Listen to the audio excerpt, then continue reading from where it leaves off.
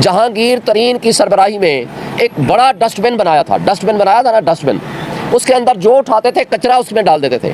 वो कचरा भरते भरते उसकी एक ही स्टेटमेंट होती थी, 9 मई की मजम्मत करता हूँ, PTI को छोड़ दिया, आइंदा सियासत नहीं करूँगा, सियासत से किनारा कशी अख्तियार कर ली। मगर कौम ने मजबूर किया उस जहांगीर तरीन को, जो एक बड़े डस्टबिन का मालिक बना के बिठाया हुआ था, उस डस्टबिन में सारा कचरा इकट्ठा किया। मगर कचरा इकट्ठा करने के बाद चौथे नंबर 5वें नंबर वाला जो हमारा नुमाइंदा था, उससे भी वो इलेक्शन हार गए।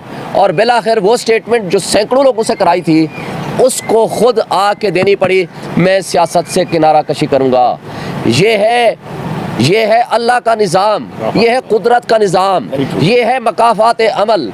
यानी जिन लोगों से तुम ज़ोर ज़बरदस्ती के ज़रिए या लालच के ज़रिए या तशद्दुद के ज़रिए या फाइलें दिखा के जिनसे आप कचरा दान में लोगों को फेंकते थे,